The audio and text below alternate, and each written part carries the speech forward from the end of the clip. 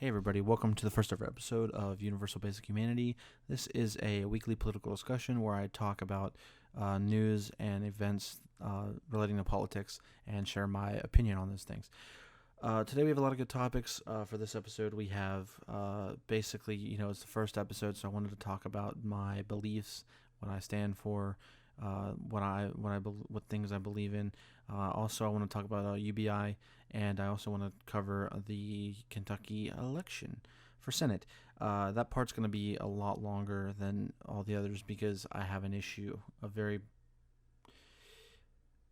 deep issue with the election in Kentucky. It's not really the way that it's not really has nothing to do with how the votes are counted or how the votes are handled.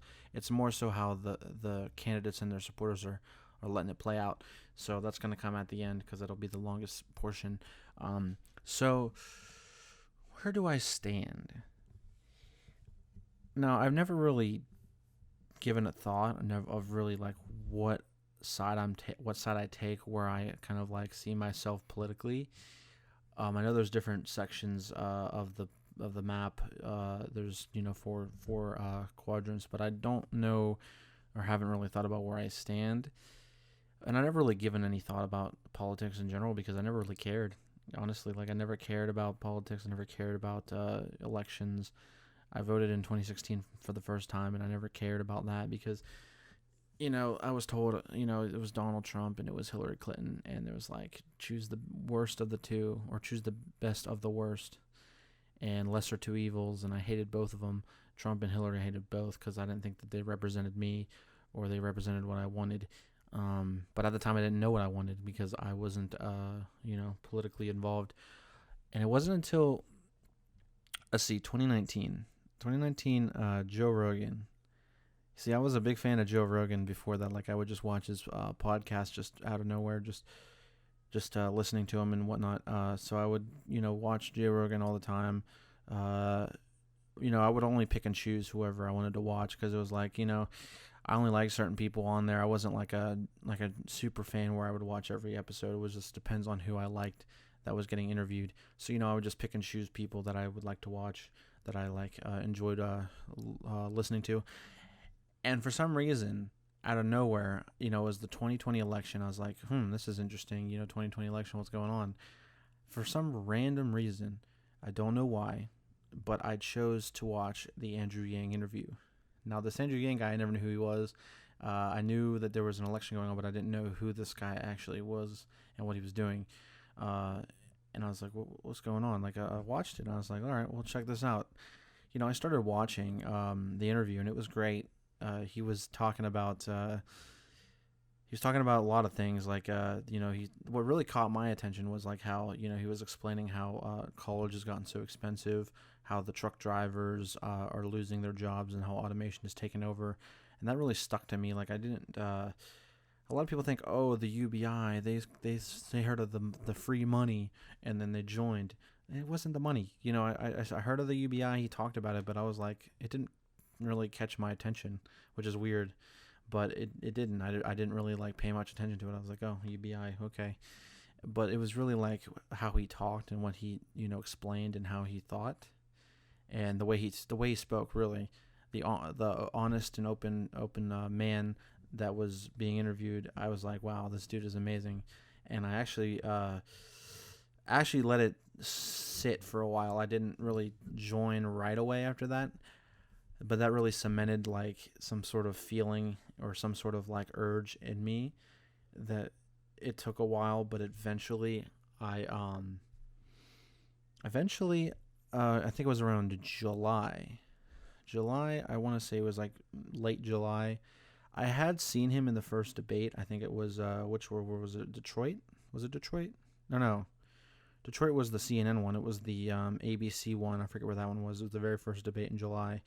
I saw that one when he had 3 minutes speaking time, and they cut off his mic and didn't let him speak, and that was the whole thing. And I was on Twitter too, and I saw the trending hashtag "Let Yang Speak," and I looked at it and I was like, I was like, oh yeah, that's that Yang guy that I watched on Joe Rogan, and I was like, just looking at the trending hashtag, seeing what was going on. and then I saw a video, and it was like a video of the debate where he got his mic cut off, and it was like just basically showing you that his mic was muted for some odd reason. And I watched that video entirely, and I was like, wow, that's messed up. That's kind of messed up. He got his mic shut off. He wasn't allowed to talk. They wouldn't let him speak. And so I kind of saw that, and I was like, okay. And then eventually, a week or so later, I I was just browsing Reddit, just doing my thing.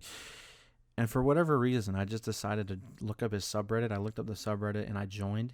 And I didn't know what I was doing. I joined on subreddit. Then I went to Twitter and I followed him on Twitter.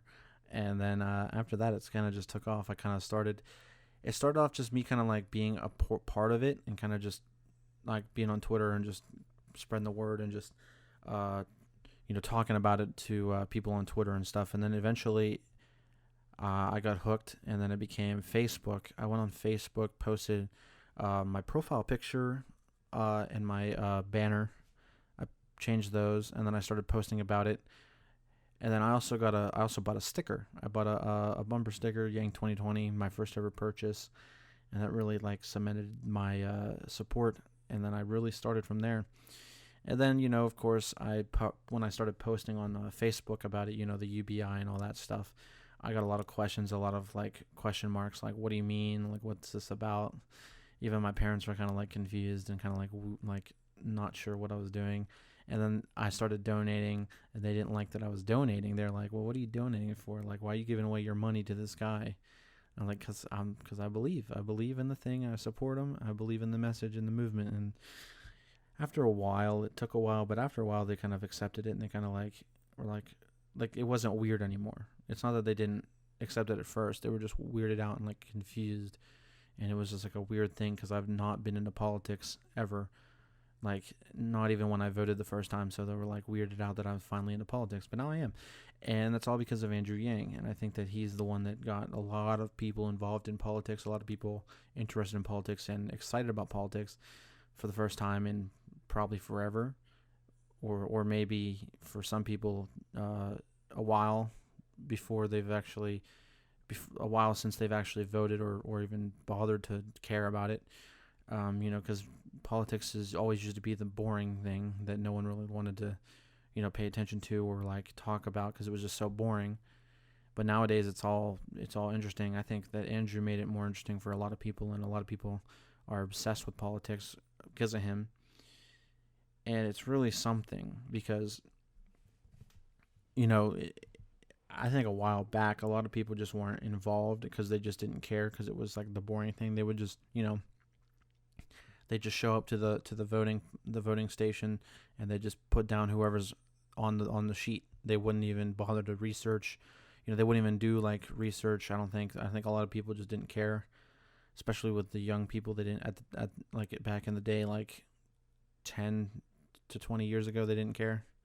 Maybe before social media, but like the youth probably didn't care as much like way back when, like when like Bill Clinton was running for president. So for Andrew to do that, to take people, bring them together, and the fact that he was the only candidate, I think, in the 2020 election on the Democratic side that really had a strong social media presence. I mean, Bernie had a social media presence, but they didn't know how to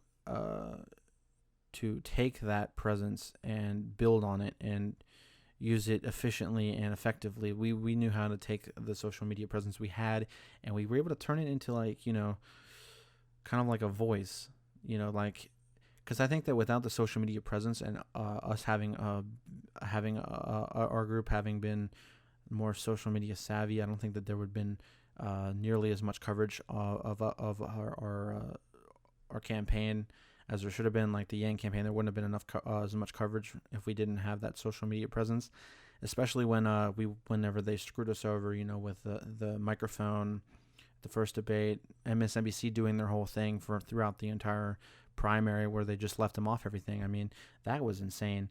But we would never have had any sort of effect on his outcome without the social media presence. I think that helped because, yes, the social media presence doesn't help in real life gaining voters, but if there's a chance to influence media corporations and show your frustrations and get that to the forefront. I think the social media part of the election was helpful for us because we were able to show everybody that there was issues and that we had taken an issue with what they were doing to us. So I think the social media part was great for us. But no, social media, I did that whole thing. I created a second page, a political page that was originally supposed to be for Pittsburgh because I hadn't seen a Pittsburgh Yang Gang Twitter page, so I made one. Then the actual people who run the Yang Gang in Pittsburgh, they messaged me and said, "Hey, let's not do that. Can you switch it and change it? Because it's kind of confusing." I'm like, "It makes sense." I'm like, "Sure." So I changed it, and that whole thing happened. But that was like when I got pretty big into Twitter with politics, and I would just for nights, for days, I would just go on Twitter debates, like arguing with people, telling them things that they didn't know, telling them they're wrong, showing my showing my facts and showing people that what they're saying isn't actually the truth or the facts, I guess. So I would just go on there and any of the UBI critics, I would go and talk to them and debate them and let them know like why I think they're wrong and what they don't understand, and that's how that went. But then it went, yeah. So I had the bumper sticker, I had the social media. I was pretty much, and I was donating every so often too. Whenever there was like a thing to donate, I would donate like maybe $10 because I could have donated more, but it would have been stupid of me to donate more money than I had.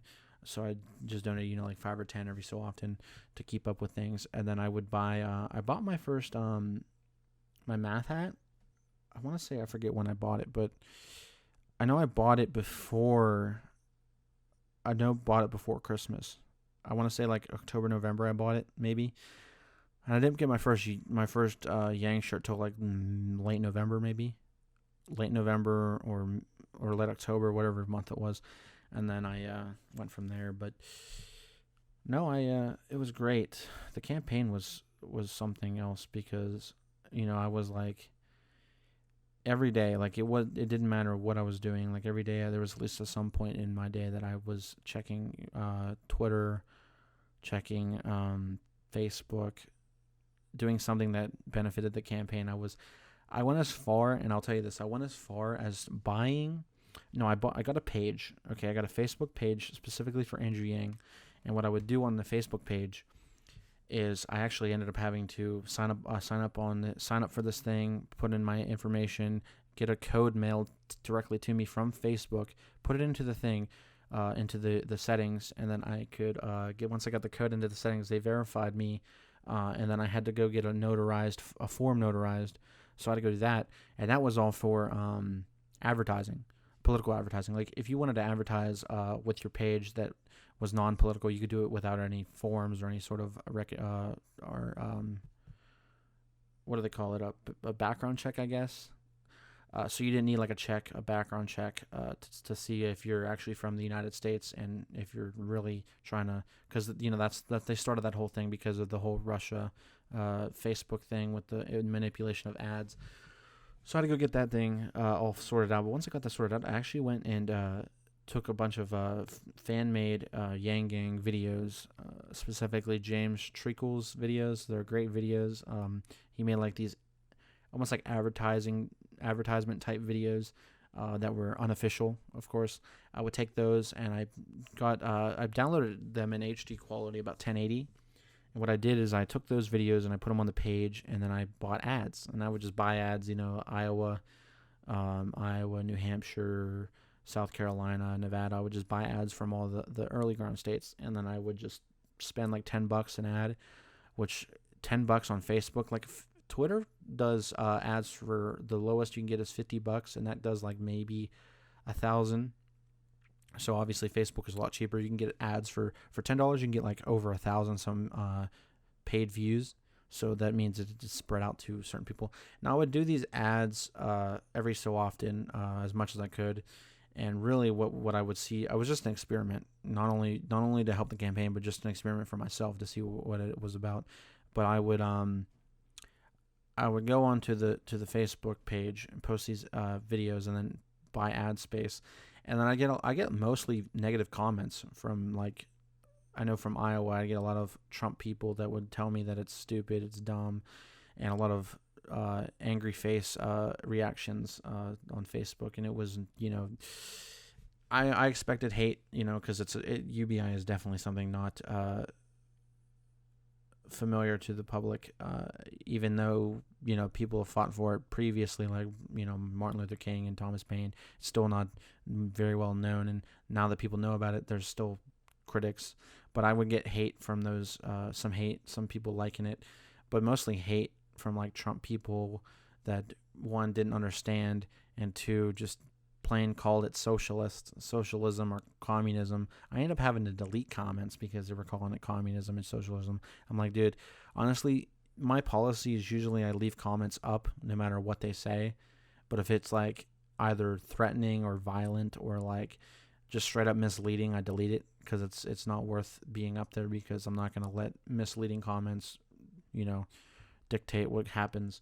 So I just delete those. But so I did the ads for a while. I think a lot of people were, because I saw that on Twitter. Someone said they took James Trickle's videos and bought ad space on Facebook with a page, and so I took that idea from them, and I had to figure out that whole thing out. It took weeks. Finally figured it out and did it, and it was great. So I learned from that, and I did that. And then, really there was nothing more that I did besides that. Oh, never mind. I'm sorry. I'm leaving out the biggest thing I did, that I never would have thought I would do, but I did. So I went up in December, late December, like Christmas time. I went up to December, from Christmas all the way through like mid to late January. I stayed for 3 weeks. And what I did is, before I left, I found these flyers, these flyer outlines that I found on, I forget which site, Yang Prints, I think it was, the website. I bought it on there, or not bought it, you don't buy it, you download it. So I downloaded a Yang Prints outline for a flyer. I think I downloaded, no, it wasn't Yang Prints, my bad. It was a Google Drive. Someone made a poster or flyer templates for you to print out and create. So I found those on, or maybe that was Yang Prints, I forget. I either read it or Yang Prints, but there were these flyers or templates, and they had ones for specific like locations in certain states, but then there were blank ones that you could fill in that didn't have the states available. So if there was no state, if you're not state, if your city or town or whatever wasn't available, you could fill it in. So what I did is I took the blank ones. I took a blank one, put in two places, or 3 places actually, that I was gonna do, or 4 places. No, 5 places. Yeah, 5. And I put 5 places of them in there, on each one, because the towns weren't represented in. Actually, no, 6, because I added Pittsburgh.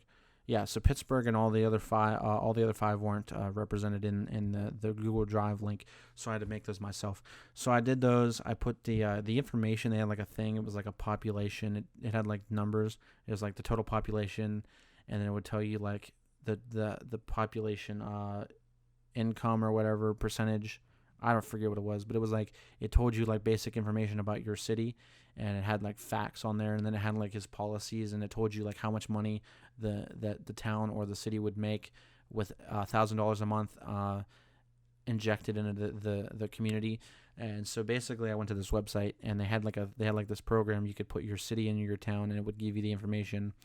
I think it was called Every Single Month, and you would go there and you would just put like information down, and it would like tell you like the population number of your town, the income, I guess, the income gap percentage or whatever it was, and it would tell you, I think it was total population and adult population, and then it would basically tell you how much money that city or town would make with an injection of $1,000 a month in the community. So I did that. I put those in a Google Drive, and I saved it on my Google Drive. And then I left on a plane. I went to Pittsburgh, and when I got there, let's see. Oh yeah, when I left and I got there, I went to where did I go? I went to print out for Pittsburgh. I wanted to print out flyers for Pittsburgh. I put them up, but we went. We were gonna. We I stayed for I think a week or a few days, and then I went to my cousin's house. We went there and we hung out, and then we were going to Pittsburgh for a Penguin game, a hockey game late one night. I think it was Thursday. Yes, Thursday night. So we were going to a Penguin game Thursday night, and we went to Pittsburgh early. We went extra early because I was like, hey man, if you can help me out, post some Andrew Yang flyers around the city, we can get things done, and we can go to the game and enjoy the rest of our night and our evening, and then just go home. So, we left the house. We went to, I think, Staples. We got a couple of rolls of white tape. We were going to print out there, but we couldn't do it. So we ended up we ended up driving down to Pittsburgh. So we were kind of confused as to where we were going to print out the flyers. We make it down to Pittsburgh. We actually find there's a FedEx store down the street. We try to find a parking spot. There's no way to park, so we had to drive around. Then we eventually found a parking garage that we parked at, and then we went to the parking garage, parked in. We walked down the street to FedEx. Well, actually, no, we left the parking garage. We met this guy. I met him through Twitter on messages because I had a tweet sent out that I was planning on coming to Pittsburgh, and I was going to post flyers in downtown Pittsburgh for Andrew Yang. And I had a couple people that were from Pittsburgh that followed me. They said that they would love to help, and so we created a group chat on messages, and we were talking back and forth about things. And some people said, I won't be able to make it, I can't. So then other people were like, it turns out I have something coming up that day, so I can't go. So it was just this one other guy. He was a firefighter for the city. So we got out the parking garage. We met this guy. He met up with us, and he was a nice guy. He was really nice. It was great to have him, actually, because it was really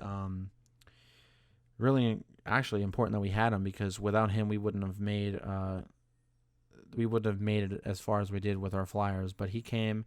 We walked down to the FedEx store.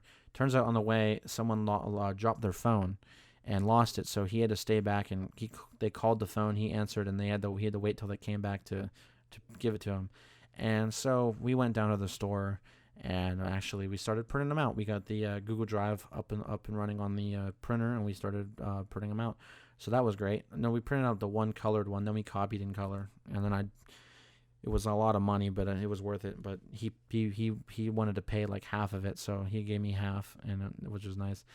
And so we went and we started walking, and we got there I think around 2 or 3, and the game didn't start till like 7, so we didn't have to get inside till like almost 6. So we went downtown, and we're sitting there in the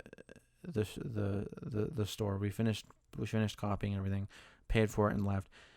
And basically from around 3:20, 3:30, I want to say so, we got I'm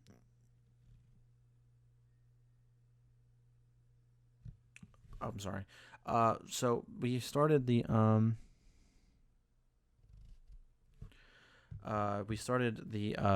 process. It took up until 6. We did a lot. We didn't finish the entire stack. We had about over 100, I think 150 stack left, and we didn't really know what to do with the rest, because we had 150, I think, stack. I'm not quite certain. I think it was 150, because I was gonna do like 200 some or like 300 some, but I never did because it was too expensive. So I did like 150, and we started at like 3:20, 3:30. We walked down the streets. We started by the FedEx store. I forget which. We went to all kinds of. We went Liberty Avenue, I think it was. We went to the PPG Place building, And we basically, what we did is we just, he would, he was really good at directions, because without him we wouldn't have gotten anywhere, because he knew all the streets, he knew all the locations, so he was able to take us through the different streets. So we would just walk, and on the street corners we would put them on the poles, and we would he would hold the flyer, I'd put the tape, and my cousin would cut the tape off, and we'd tape it up. We did the poles, we did electrical boxes, we did I think it was trash cans, like not trash cans, like newspaper stands. I think we did like all kinds of stuff. Mostly just electrical boxes, poles. We went to bus. There was a bus stops on the side of the street. We would post them there, where everyone could see. We had one guy come up to us and ask for a flyer. He's like, "Are you Andrew Yang supporters?" Or something like that, and we're like, yeah. And so we gave him a flyer. He's like, can I have one? We're like, sure. So he gave one to him. This dude walked up to us, and he was friends with the guy who's the firefighter. So they were chatting, and then he told him about Andrew Yang, gave him a flyer, and checked him out. And then it was cool. We had a lot of people shout us out. We were putting up one flyer. This guy was like, oh wow, I was like, what's up, Andrew Yang supporters or something. It was great. We did run into, there was a lady we ran into when we were posting a flyer. She wanted to ask, I was asking what we were doing with them and what they were about. And she's like, what are you doing? Like, what are you putting up? And we're like, we're just putting up flyers for Andrew Yang's 2020 presidential campaign. She's like, oh, it's like, they'll take those down, right? And she's like, what is this? And I was like, this is the Andrew Yang 2020 presidential campaign. We're putting up flyers for him. And she's like, oh, okay, well, good luck. I mean, she wasn't hating or anything, but I think she genuinely was like confused as to why we're putting up papers in the city. But we did that for a while.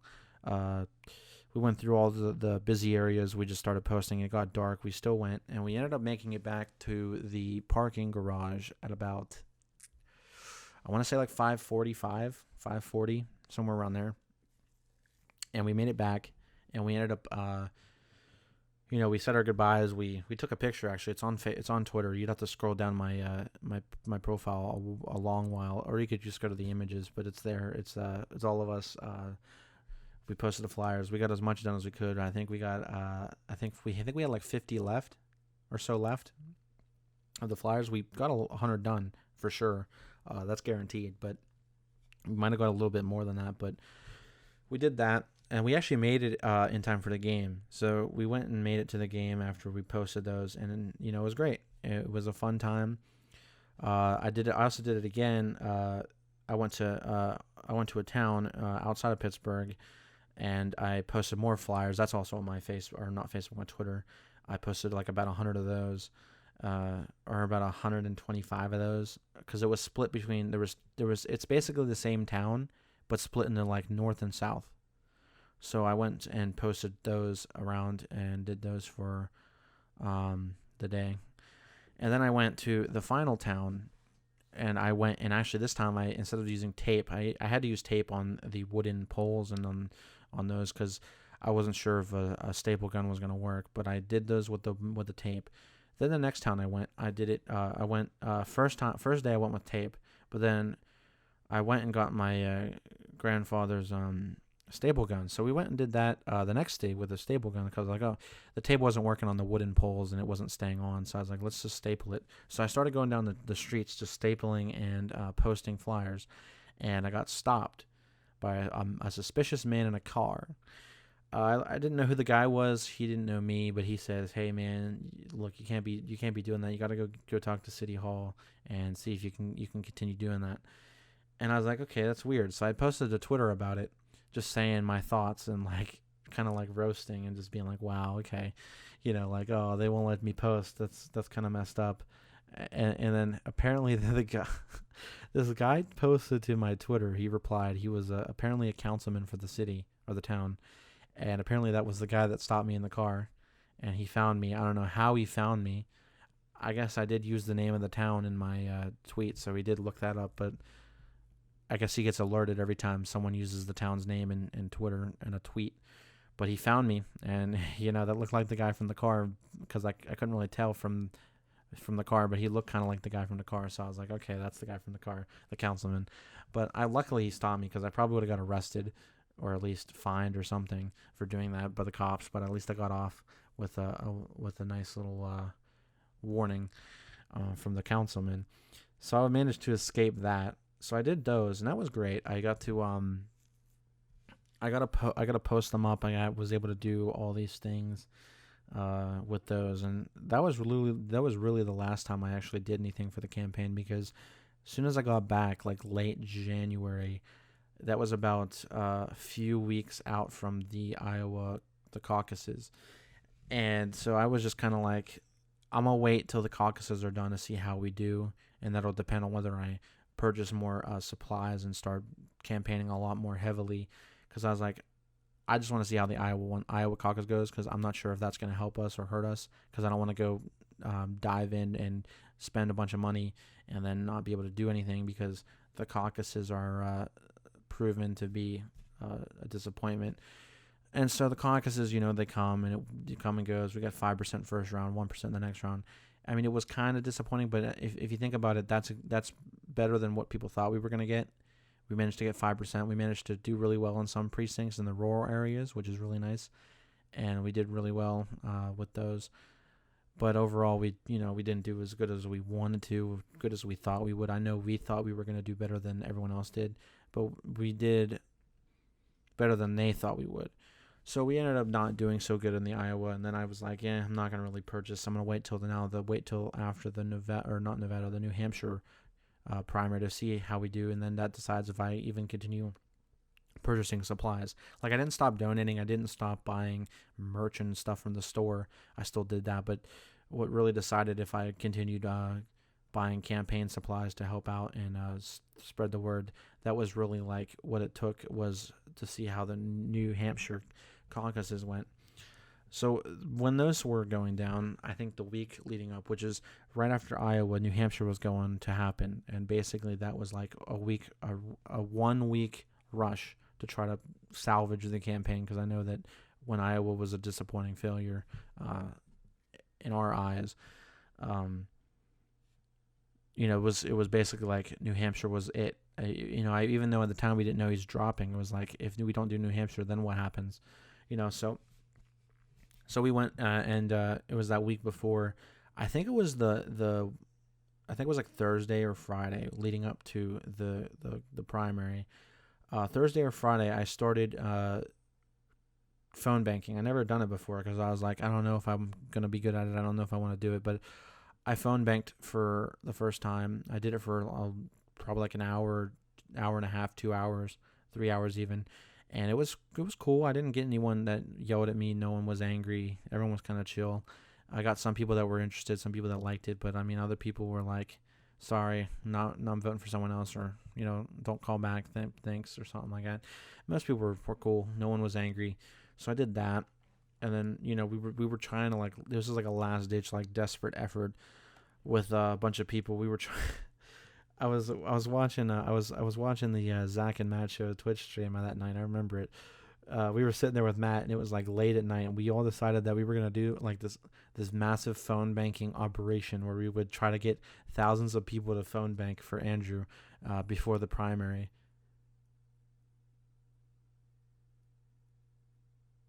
And then we would get thousands of people to phone bank. We were debating whether we were gonna pay people to phone bank, or if we were just gonna like make people phone bank and then offer like a prize. Whoever phone banks gets like a prize if they did the best phone banking job of conversions, or I guess hours or whatever. So we were thinking about doing that, and we were actually doing it seriously. And then somebody we made a Google Doc and typed in it. We were like typing up notes and crap, and then someone came in and deleted everything on the Google Doc that we were typing up, and then Matt just gave up, and he's like, all right, it's not happening. And we were trying to get it to work. We never did. So we ended up giving up, and then I think, what was it, Tuesday was the primary? Tuesday came, and I was all hyped. I woke up, and I was like, this is going to be great. I can't wait to see. I watched Matt's stream again, and it was the day of the primary. He was at one of the locations where I think Andrew stopped. He stopped by to talk to people and try to get people to go vote for him. But he stopped by, and Matt was there. I was watching that, and then his car got locked out of his car, so he had to call somebody, and then he wasn't able to stream the event, the location anymore. And then the whole day went around, and things went the way they did. And I was just like sitting there, just watching CNN, waiting for the results to come in. And then when it started coming in, and seeing that Andrew was like almost pretty much dead last, so far at the beginning. Well, when it first came out, like when the first like locations opened up, like that midnight when the midnight tradition voting tradition, went up on CNN, and they had Andrew at like second or third in the race, because obviously the people that voted late at night, Andrew got a little bit of a support from that. It wasn't much. It was single. It was like, and all the people that were running in the election during that midnight tradition, there wasn't more than like maybe 10. Like 10 was the max, but I don't think that it was even that. Like, so it was like it was not a lot of people that voted. There was like, it was like a really small town, so not a lot of people voted. Andrew ended up getting like second or third, because he had like 5 or 6 people voting for him, and I think Bernie had like 8 or 9. So it was like he got second, and I was like, oh, this is, and everyone's freaking out like, oh my God, Andrew got second so far, and everyone's like happy and excited, like, oh, this could be good. And everyone's like, even if no one's planning on voting for him tomorrow, at least the CNN says that he's second place, and that gives people like hope, and that makes people vote for him. So then the next day comes around, we're all happy. We're like, yes, he got first last night, or second last night. He's gonna do good. And we're going and going. Night goes on. The results start coming in. He went from second to pretty much almost dead last. And even Tulsi was beating him, and it was kind of sad.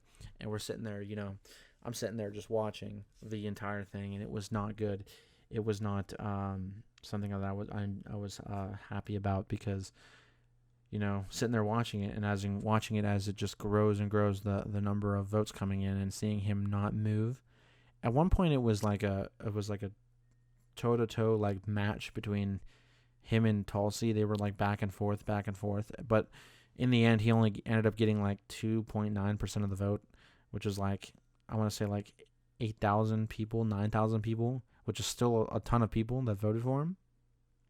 Mind you, though, the top people had like above double digits. Like, it was like not even close. Like, a lot of people voted for him in this primary, but it wasn't enough to really get. I think it was like 6,000, 7,000, because I know that the top 5 had like double digits. Or top 3 at double digits. The fourth one I think had like 9, and the other one had like 8 or 7. But no, it was really really disheartening. And what sucked is the results hadn't even finished. Coming in, and I'm sitting there watching the Zach and Matt Show stream on Twitch, and it's the New Hampshire after party, like the watch party, and I'm just sitting there watching the stream, and it just feels off. Like, something feels off. Like, we weren't doing good. Everyone's depressed, and the whole thing feels off. And we're sitting there watching the stream, and out of nowhere, Andrew comes out, and everyone's happy and cheering, even though that he didn't do so well. And they're sitting there like, oh, it's okay. We'll pick it up. We'll do it again. He's there hanging out, and things are looking good. But he comes out, and he's like, this is great. I'm so glad you guys were voting for me. I'm so glad we got to do this campaign. It's been great.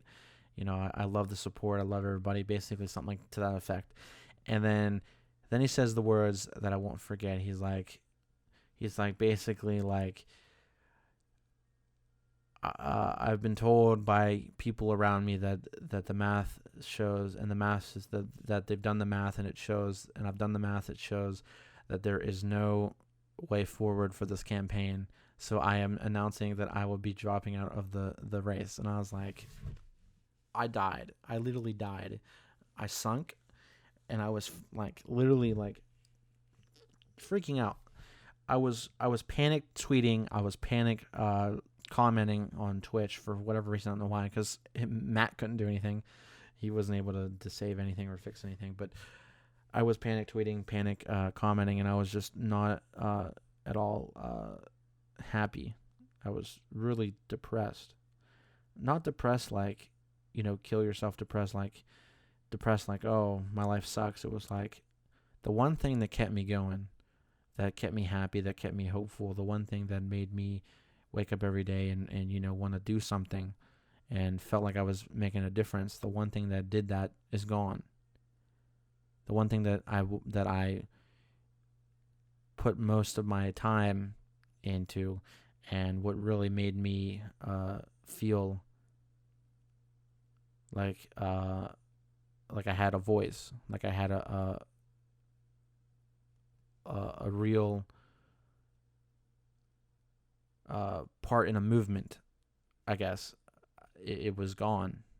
The whole thing was over, and I just had a sinking feeling. And I'll be honest, I cried a little bit. I did.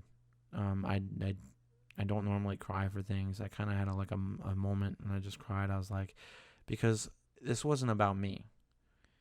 Sure, I'm a part of this movement and all that, but it's not about me. It was never about me. Because I cried because the one chance America had to save itself and to end poverty, to end homelessness, to save the people that desperately need help, the one chance we had was gone. He left, he dropped out, and I felt like the world had ended. America's chance for survival had been lost. And that the path forward for a better future was just cut off. And it really hurt, because I thought that we were given an unfair disadvantage, media wise and debate wise, and I also felt that we were given an unfair coverage and criticism that really wasn't deserved, because I think that the criticism we got most of the time was from people that just didn't understand. And I felt that we didn't get the opportunity that other candidates got. So I really didn't feel too well. It really was shook my life up. I didn't know what to think after that. I didn't know what I was gonna do. I was like, now what? The one thing I've been fighting for, the one thing that kept me on my feet and kept me engaged was over. I didn't know what to do from that. So it was kind of like a waiting game to see what Andrew would do, what Andrew would say, what he was going to do next, what his plans were. Luckily now, we're in a time where we've been able to move past that. While it's still, someplace deep down that'll always be there, that thought, that moment of him dropping out, that thought. At least now most of us, I think all of us, in some capacity, have been able to move past that and really come to terms with it. I think that that's important, that we've been able to do that, because now not only are we going through a crisis that is unlike anything the younger generation has faced since they've been, born into this world. And not only that, we've had, talks of UBI, talks of basic income. People that during the campaign laughed at us, people that thought we were jokes, thought we were just a joke of a campaign, like a not serious campaign, like a gimmicky campaign. They looked at that then laughing, and then looked at us now wishing we had gotten the nomination. A lot of people are now wishing that Andrew was the one on stage with the nomination, the one going toe-to-toe with Trump. I think there's people that still don't want him, or never wanted Andrew to win in the first place, but a lot of people that are looking at the situation now and seeing what is unfolding and saying, should have had Yang, we should have chose Yang. And they're regretting it because now they got Joe Biden. And I'm not going to get into that because it's a whole other thing and I can go on for hours. But they were, they're seeing what's going on and everything that's going on, and they're wondering, why don't we choose Yang? We should have had him. He knew what was going on, and he was way ahead of his time by probably a month and a half. And he was, someone that, knew a lot about the future, knew a lot about what needed to be done, but no one gave him the chance. No one gave him the opportunity or took the time to listen. None of the voters even looked past the what do you want to call it, the criticisms that was brought against him, the slanders, the lies that people made because they hated him, because he was a threat to, I don't know, their candidate, I guess. And they didn't look past that, and they saw those things that people were saying that most of the time were lies, most of the time were, misguided attempts at bringing him down, were confused perspectives, and they didn't see past that and look at the man himself. And we had to battle. Like, you don't understand that what we had to do as a group, as a support group for Andrew Yang. You didn't know what we had to do. Not only was Yang fighting for his life throughout the entire election, we were the reinforcements. We were the infantry. We were the ones fighting alongside him, because without us, he wouldn't have made it far. We were the reason he made it as far as he did. We're the reason people apologized, made retractions, took back their comments. We're the reason that when people criticized and lied about him, we're the reason that never got to see the light of day and been as effective and harmful as they should have, or as they were intended to be. So really, it was us that was with him. We were the support behind him. He was the general, we were the troops, and we were going into battle, marching into no man's land, hoping to come out alive. And in the end, we didn't come out alive, but it didn't matter, because our sacrifice, our determination, our sacrifice, and our excitement lasted beyond our death. We ended up spreading the message beyond our sacrifice and our death, and we now have universal basic income, in the forefront of media, politics, and the news these days. Because you see now on CNN, Andrew's everywhere. He's on the news. He's talking about UBI. He's talking about, why we need a monthly income for the duration of the pandemic, and not only that, beyond permanently. And, you think, okay, well, now they're talking about another getting his opinion. He's the one that's always on the news, always in an article. They're always talking about it, because now that there's a pandemic, people realize that UBI is necessary, because people are dying, people don't have money, and the economy's failing. So they look at this and they say, well, now we need UBI. Well, Andrew has had the policy for UBI, had the support for UBI, had the intention of enacting a UBI into American society through a presidential position, had he got one, but he never did. But now it's like, okay, well, he's the one championing UBI in the 21st century. He's the one pushing for it on the presidential stage in the elections, and he's the only one doing that. But no, what we're seeing now is not only that he's supporting it, he managed to make UBI in the mainstream when he ran for his election. Now we're seeing UBI come back, and not only because of him, but because other people in Congress are now all open to the idea. It took some time, and it took a pandemic to really make people see the light and see the positive effects of UBI, and see the necessary need for a UBI and a universal basic income. So as of now, with UBI being what it is in politics, we have Tim Ryan, Representative Tim Ryan from Ohio. He is now pushing a stimulus bill of $2,000 per month for every American over 16 years old. This is April 24th dated, but this is still recent, because he is pushing for this $2,000 a month in response to the Republican stimulus check that didn't help at all. And he wants it to be, it's universal well, it says in the headline, nearly every American. So most Americans over 16 would get the bill, or get the $2,000 a month during the pandemic. And he's just talking about how he's frustrated that the Republicans didn't do enough with their new stimulus bill, and that of course, the check didn't help anybody, and McConnell wasn't there to do anything about it. He didn't want to care. He didn't really care to help the people, and so that's just basically what he's saying is this is in response to the Republican failure to help the people.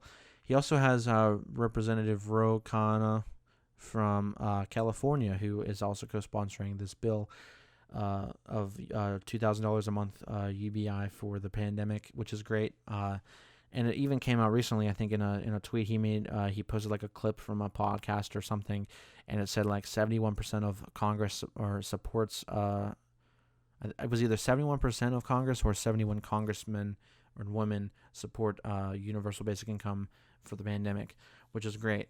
And he says that the case for UBI is growing in the country, and it's becoming a real solution in Congress. People are looking at this and they're saying this is something that we could do, something that needs to be done.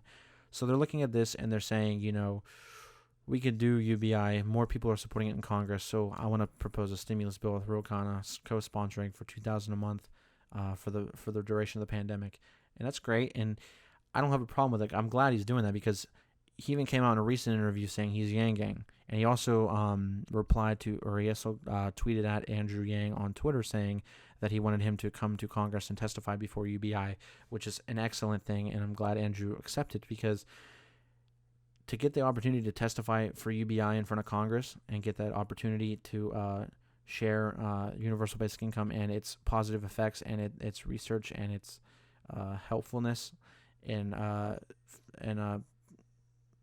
country, that's something that is an opportunity that you shouldn't pass up. Of course, I don't think that I don't know if that ever happened or not, because I think the coronavirus ended that whole proposition from ever coming to the light, because I don't think he ever got to go to Congress. I think that the virus came in right before he was able to go. Maybe he did. I don't know. But they're talking about it. They're talking about it in Congress. A lot of people are talking about it.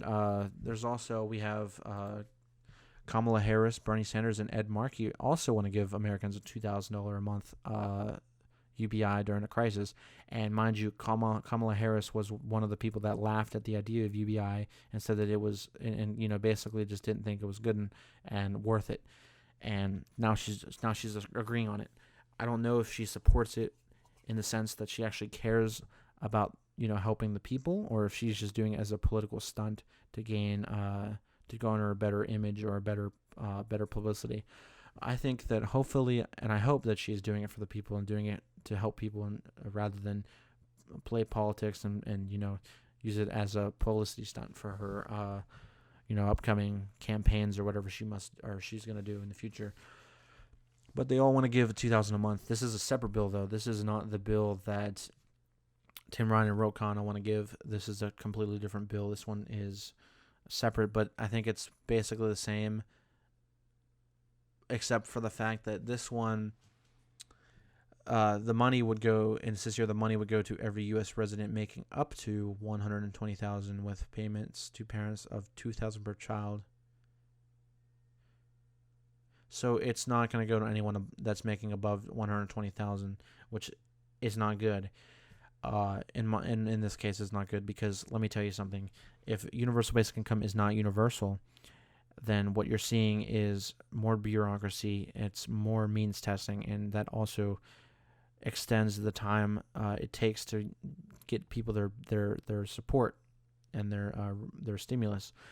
Because then you have to sit there and go through every individual citizen, see how much they make in a year, and then decide if they get it or not. And then also, I'm pretty sure that homeless people would be exempt, because they can't. They don't have banking accounts. They don't have bank accounts. They don't have any banking. They can't do that.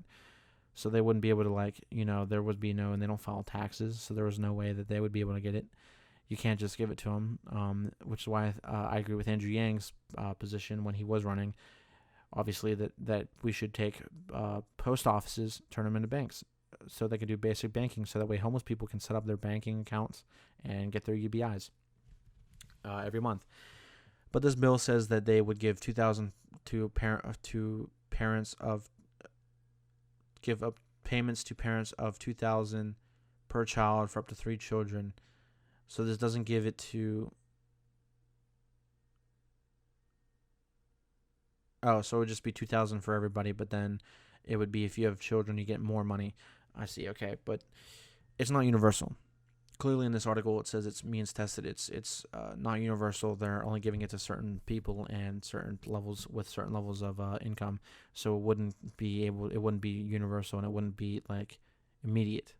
That's the thing, is means testing doesn't make anything immediate. It doesn't actually help. It makes things worse, because then the government's all caught up in the bureaucracy of things, and then whenever it's time to actually give the people their income and everything, then it looks like then they're stuck in the wind and the dust, because they can't get what they need, because the government's too focused on bureaucracy, and it's taking too much time to get what they need, and even then they probably wouldn't get it anyway, the people that actually need it.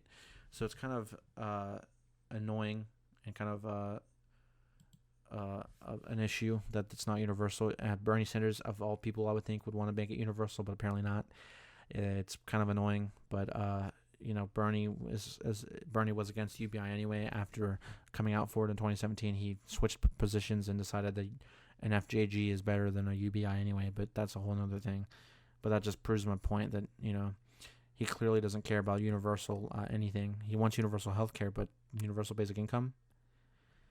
Who knows? But they're supporting that bill, which is great. But I really think that there should be one bill, not a couple bills, because if there's multiple UBI bills in Congress, it really backs up the traffic. It congests Congress, because when you have multiple bills, then instead of actually signing off on a bill and getting the stimulus monthly to people, what you're having is a stimulus package or multiple stimulus packages that people want signed into law, and then what you have is Congress fighting over which one is better. Oh, the Bernie one's better. Oh, the Tim Ryan one's better. Like, it's basically which one is going to be better for the people, which one is going to be better, and they're going to fight over which one they want, which one does the least harm to them, which one is the best that they think, and then it's going to waste more time. And then an imaginary clock that is necessary to know when things are going to change or when things are going to happen.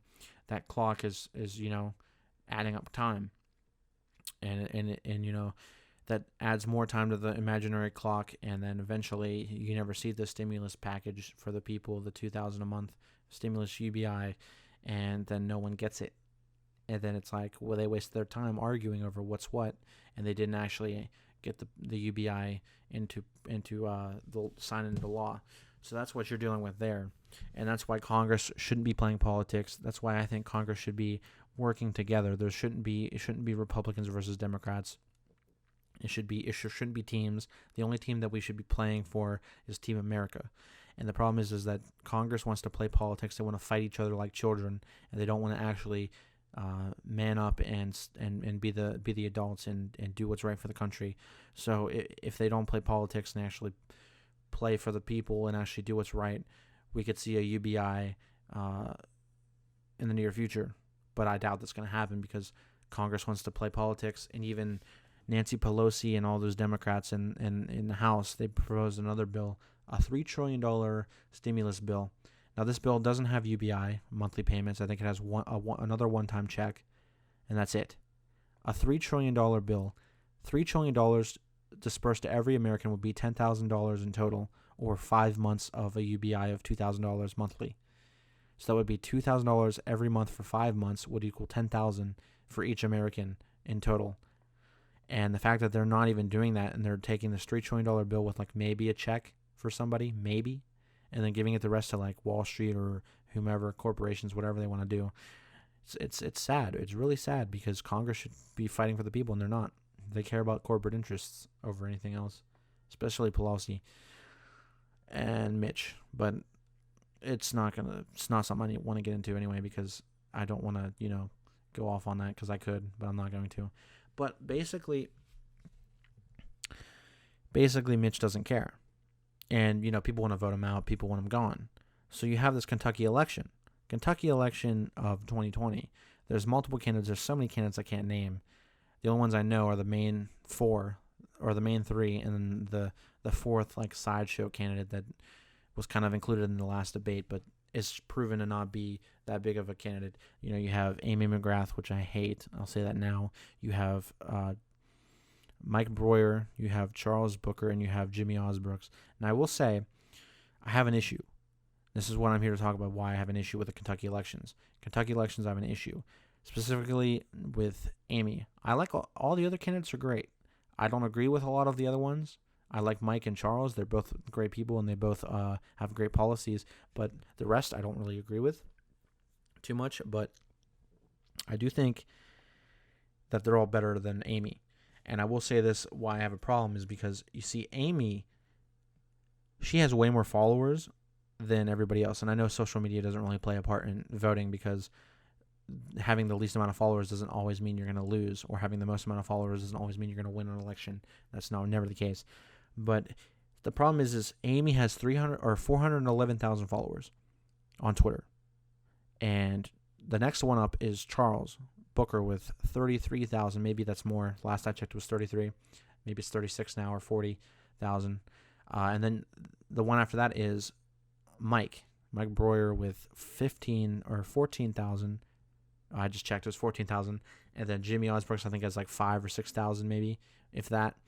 So basically what you have here, what you have here is Amy has the most, Charles has second, Mike with third, and then Jimmy with fourth.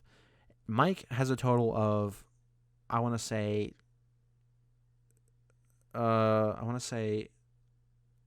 16, around 16 to 20,000 total followers across all social medias. That's Facebook, Twitter, and Reddit. Charles has a lot more. He has since he has over 30,000 on Twitter. He has a ton on Facebook. I think it was 15 or so thousand. And then on Reddit, he probably has a good portion, because all the Bernie people are on Reddit. So he has probably well into maybe 30 to 40,000, 50,000, or not 30,000. I mean, maybe 50 to 80,000 in that range. Amy has so much. But here's the thing. That's what I hate. Amy has 400,000 followers. 411,000, my bad.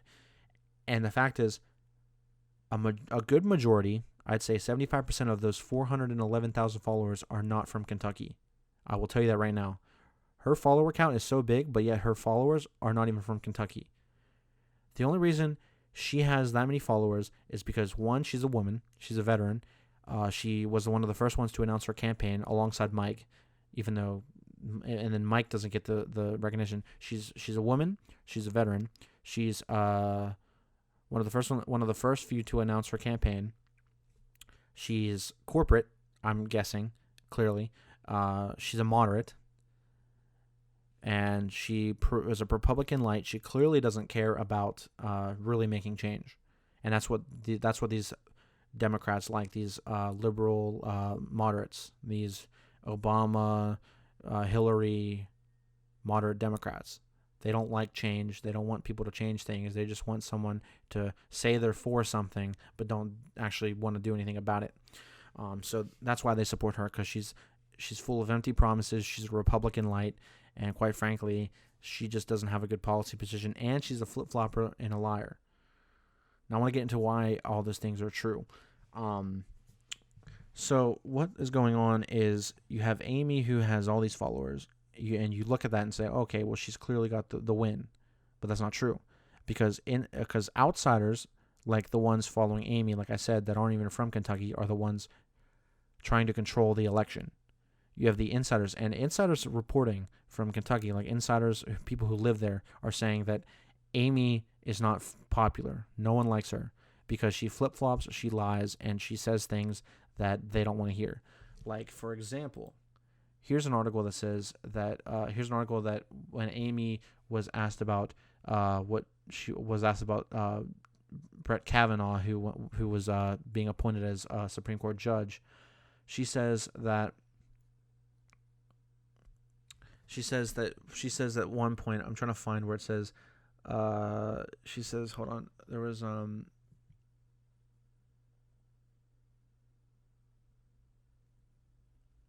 I'm trying to see here.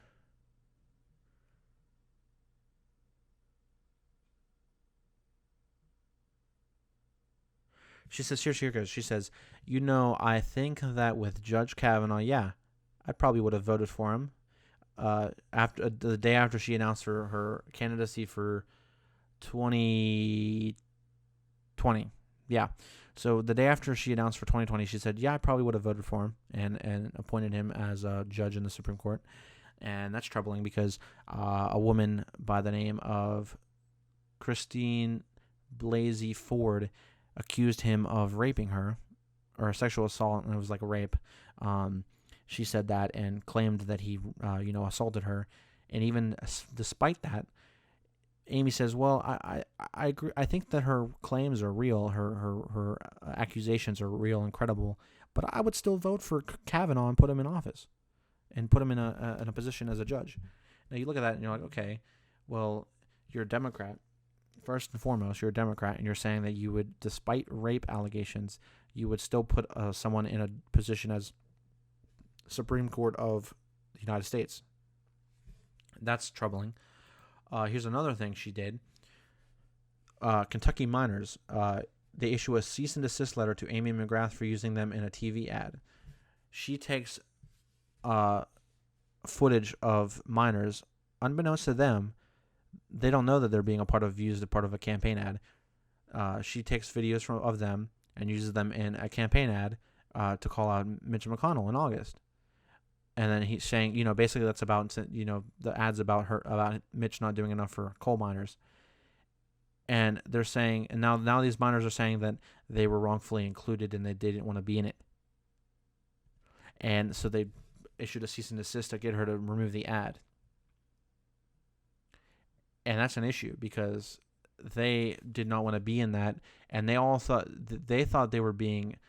These two miners thought they were participating in a documentary for the Black Lung Association, and they thought they were being in some documentary for mining and I guess the health effects of mining in a coal mine or whatever mine it was, and they thought they were in a documentary, but turns out no, they're being used in an ad.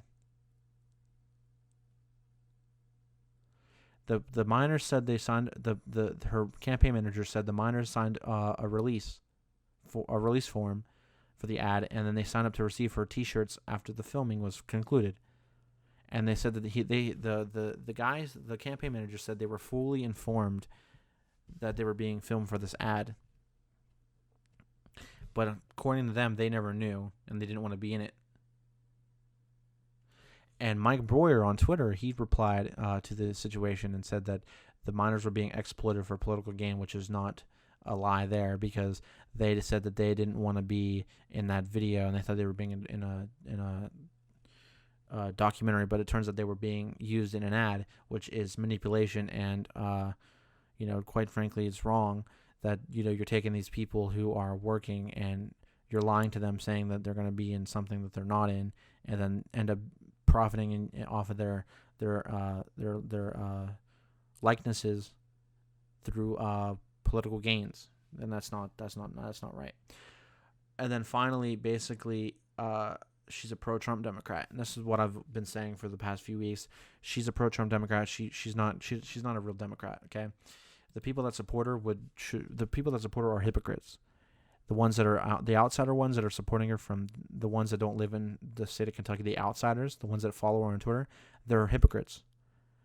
Because she has come out literally saying that she supports Trump, and the people that supposedly support her are the same people going around saying that they hate Trump and they want him removed from office because he sucks, and that they need to dump Trump or whatever they say. But here she says that she supports Trump in a way. It's not blatantly like, I support Trump. She didn't say it like that clear, but it was kind of like the way that she said this certain thing, the way that she talked about a certain situation made it seem pretty much confidently that she supports Trump. And it's real hypocritical of the people that support her from out of state, the out of state supporters, because they're the ones that, of course they say Trump sucks. They want Trump gone. But here she is saying she loves Trump. And she says that in an interview She says that Mitch McConnell has prevented Donald Trump from accomplishing much of his agenda during his first 2.5 years in office. That's what she says. She says that if she was elected, she says that if she was elected, she would help Trump accomplish 100% of his agenda. She says that Mitch does it 95%. She says Mitch doesn't do enough for Trump's agenda. Meanwhile, he does it 95% of the time. He says 95% of the time he works with Trump and gets his agenda passed through Congress and everything. But she says she wants more from that. She thinks that Mitch doesn't do enough and that Trump deserves more. So she wants to do what she claims is she wants to come into office, replace Mitch, and do 100% of Trump's agenda. So there, that clearly says that she is a pro-Trump Democrat. Now, I believe, and this is my opinion, this is not fact, this is just an opinion, so this isn't anything illegal, but she claims, or her husband is Republican, and she's a Democrat apparently. I believe she has always been Republican, and that she only joined the Democrats to run for office because she wanted to unseat Barr and beat him. And she felt that the easiest way to win an election was to join the Democrats and run for them instead of going up against another Republican that was popular in that state. So she switches to Democrat, in my opinion, in my belief. I'm not sure, this is my theory. She switches to Republican, from Republican to Democrat, runs against this guy. She loses by a sizable margin, not like crazy, like double digit, but it's like 8 or 9 points off. She loses by this 8 or 9 point margin to this guy, and I think it was 2018. And then you know what she decides to do? And a year later, in July, she decides, let's go run again. So 2020, she's running against Mitch, and she thinks she can win because she lost an election the year 2 years prior in 2018, and now in 2020 she thinks she can win against Mitch. And here's where my problem is. I'm going to make this quick because I don't want to go too long. I could go forever. But here's the problem. Getting back to her supporters who are outsiders, I'll tell you this. Kentuckians, and I don't live there. I'm not from there. I don't know anybody from there. But what I've heard from people talking to them on Twitter and on social media, Kentuckians hate outsiders. Specifically, they hate paternalism. They face paternalism every time, every election, every step of the way. Because what happens is they hate when outsiders like Amy McGrath's supporters come into their election and try to force people to vote for a certain person. They manipulate. Her supporters, Amy McGrath's supporters, the outsiders, are manipulating the Kentucky election. They are committing manipulation, and they are silencing the choice and the voices of many Kentuckians by forcing a candidate down their throat. And that's my opinion. That's what I believe. They are anti-democratic. They're anti-American because they want to make you vote for Amy. They want to force you to vote for Amy. They want to make it seem like Amy is the only candidate. That's what they do. I've seen it on social media. I've seen it everywhere. They paint Amy as the only candidate running in the 2020 Kentucky election. Clearly, there's other people running.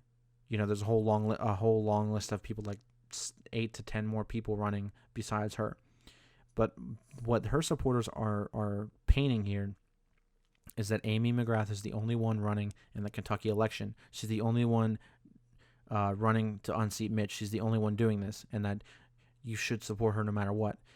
What they don't realize is she's not the only one. Or they probably realize, and what they're doing is they're manipulating. They're tricking people into thinking that Amy is the only one running, so people are forced to vote for her. They're manipulating an election that they have no business being a part of. It's fine if you support someone who's trying to unseat a Republican. I get that, but to go and lie to people in their face and tell them that there's no other candidates running and that they have to support Amy, that's disgusting.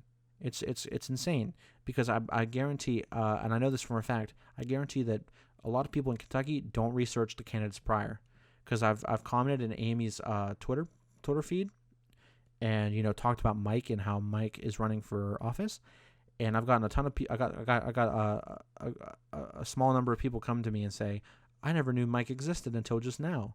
Like, what is it? Who is he? What is he doing? And it's like, he's running. and no one knows about them because they don't do research. So what happens? What happens from here?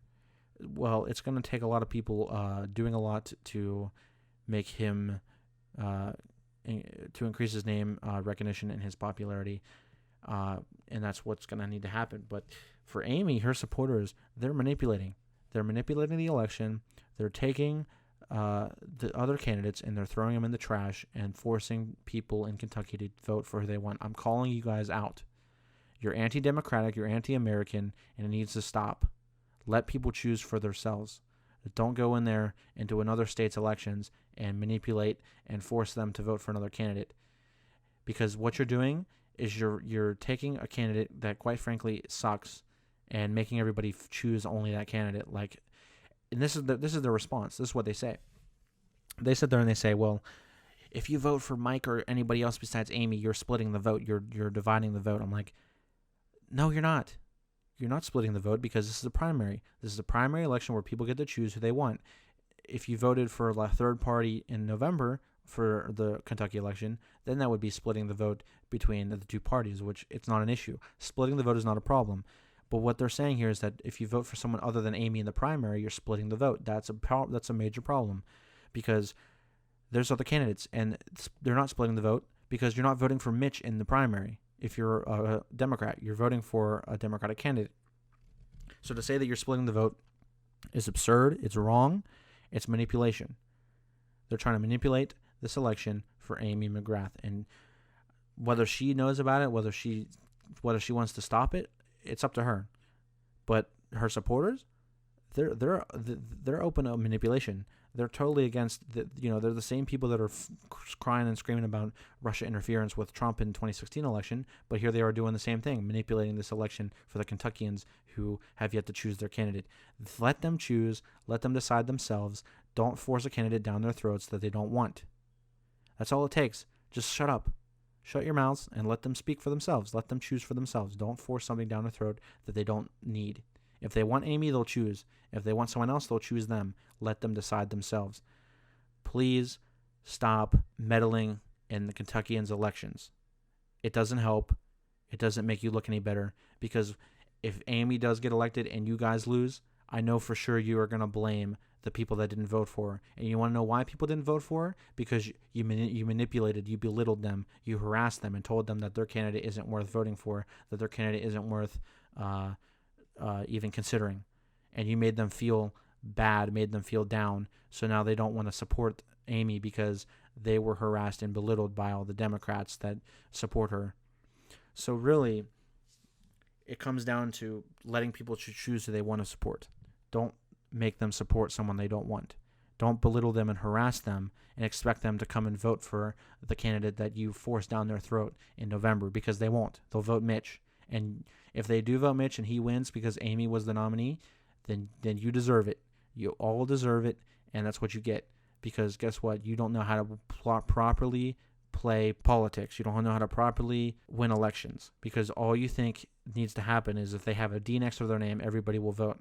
But you realize when you keep belittling and harassing people and telling them who to vote for and telling them who they can't vote for, then they feel less likely to want to even give you the chance.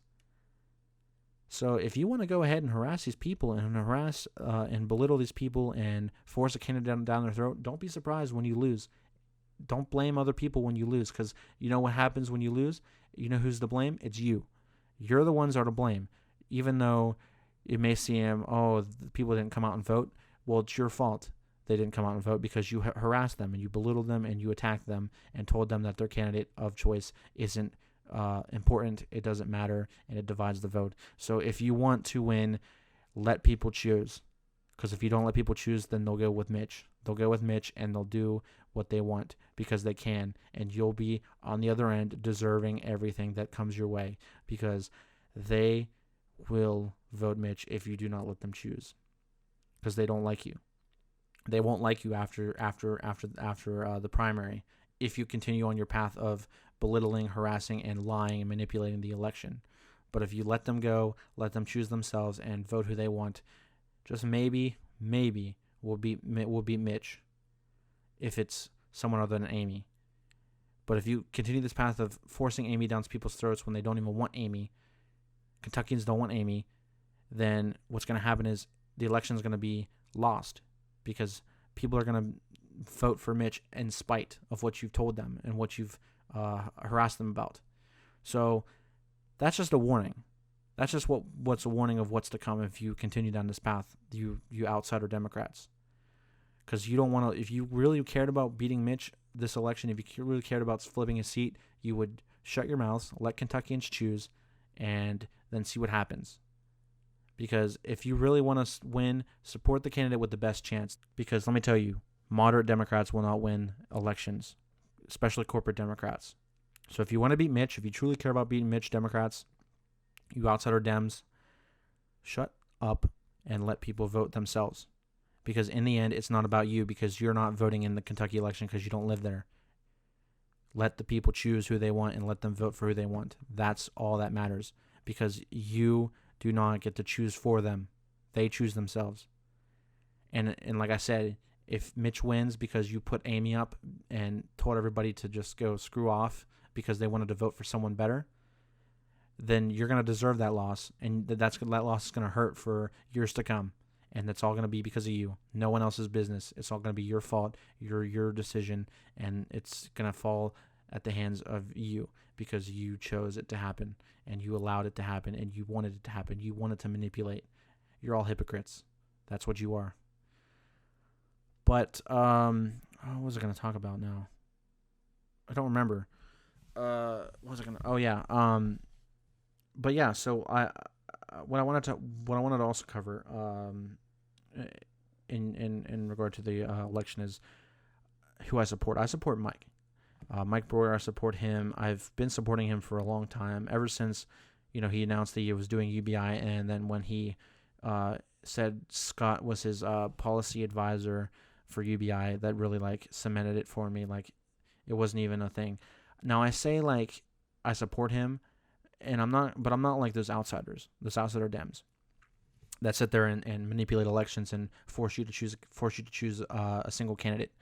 My thing is, I tell people about Mike and I say, look, there's other people running. Just do some research. Do some research about the other people running and look at them instead, and at least see what they're about and make your decision based on that. Don't go forcing people to choose a single candidate. Don't go manipulating elections. Let them make their research. Let them do their thinking, and then figure out what they want. Don't manipulate and force them to choose one themselves.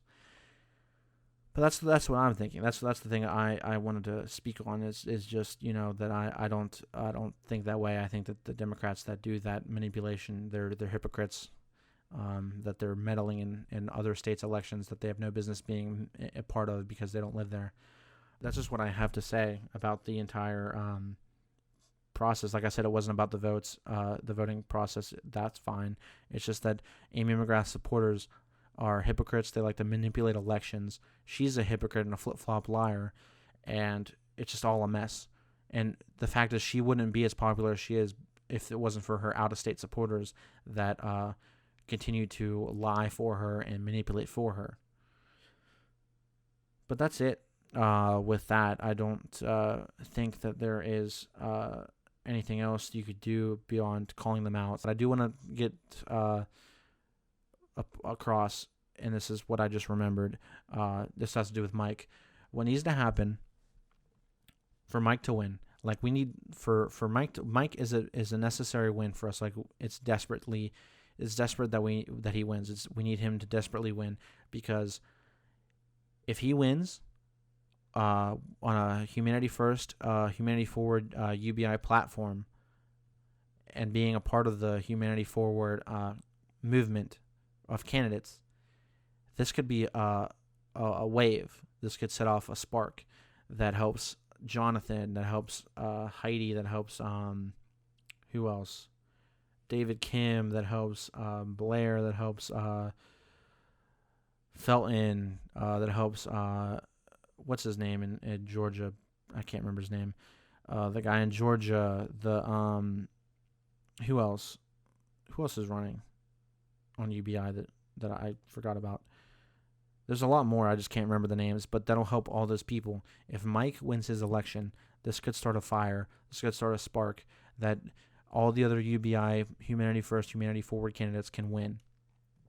Because if they see that a UBI candidate won an election, then it'll give people the assurance that they need that a UBI candidate can win, and that is a UBI candidate it has a possibility of beating a Republican. Because right now I think that UBI candidates they're seen as candidates that don't have a shot, that don't have a chance, that won't beat incumbents, that won't beat corporate Dems, that won't beat Republicans. But if Mike can win his election in 2020,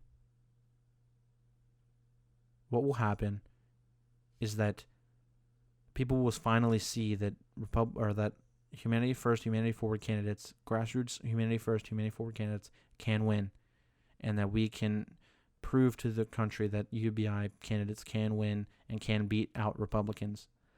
So what it's going to take from us, and this is what I wanted to do, is what's going to take from us is, as you know, Amy has more followers, Charles has more followers, and they both and Amy has more name recognition. What it's going to take from the Yang Gang to really make Mike stand out and get more recognition outside of Kentucky, to get more donations and supporters, is we need to give him more followers. If you're a Yang Gang and you're not following Mike Breuer from Kentucky, you need to go and follow him, because if we can get him a ton of followers, we can get him to be more popular than the other candidates and give him the upper hand in social media platform engagement on Facebook as well, Twitter and Facebook. If we get him Twitter followers, a lot of them, like I'm talking not just like a couple thousand, I'm talking about like tens of thousands of people following Mike. If we can get Mike over 100,000 followers on Twitter, get him around 50,000 to 100,000 on Facebook following his page, that would help with his name recognition and help him get the net recognition and the support he needs from people outside of the state, because no one knows of him outside of the state. But if we get more people from outside Kentucky looking at him and seeing what he's about and choosing to support him through donations, he gets a ton more money to help with ads and buying different things to help in gaining new voters.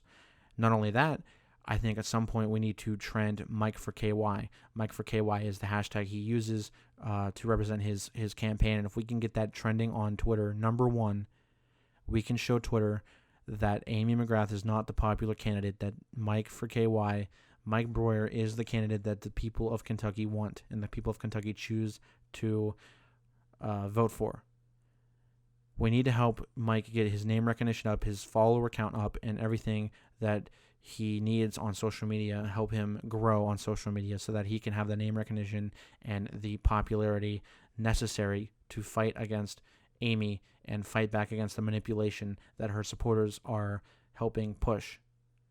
So what I want the Yang Gang to do, and this is, I'm going to say this in like a little checklist to kind of simplify it. Get him more followers, specifically over 100,000. On Facebook, get him more page likes, specifically over 100,000 likes on his Facebook page. Trend his Mike for KY hashtag, number one. Specifically, would like to do it before his election, a week before, a day before, whenever before. Trend number one, Mike for KY on Twitter. And also just spread the word. Spread the word on Twitter. Spread the word on Facebook. Spread the word wherever you can. Talk about Mike. Talk about Mike on your pages. Talk about Mike on your tweets. Just keep talking about him. Get his name out there so that we can get him to the top. Because in the end, you can't win without support. And Mike needs support. Because while Amy is not liked by Kentucky, Mike needs the added support, the extra support he can get to be able to convert people, to be able to have the money to convert people. And the only way to do that is, like I said, to give out name recognition and improve upon popularity through Twitter followers, Facebook page followers, and trending his hashtag and talking about it. I'd like to see this as like an operation. Like, Yang Gang used to do these hashtag trends and used to get number one trending multiple times. I don't know why we can't do that now. The Yang Gang is still strong. The Yang Gang is still here. Why can't we help these candidates get trending on Twitter and help them grow and help them win? The best thing we can do to fight back against Amy McGrath and her manipulation by her supporters is to help Mike get name recognition on Twitter. Once we do that, we get new potential voters, new potential supporters, and new potential donors. And in the end, that helps with Mike's campaign, and that helps with the Humanity Forward, Humanity First elections in this 2020 year. And that'll help the people of this country who are running on UBI and Humanity First platforms to be able to grow and win. Because once Mike wins, that's the catalyst that grows the movement and gets more people in their elections winning. So that's all I got. That's all there is. That's all we need to do. We need to just be strong. We need to just do all those things, boost their popularity, boost their name recognition, trend their hashtags, get things going, and they'll win. And they'll have more donors and more supporters, more voters. So, that's all there is. That's all there is that we got. This has been episode one of the podcast show, weekly discussion, whatever you want to call it. But it's great. I can't wait for next week, episode 2. We're going to talk about other topics. I'm not sure what's going to be on the episode yet, but we're going to talk about a lot of things, and it's going to be fun. So thanks for watching. Thanks for tuning in, and I'll see you in the next episode next week.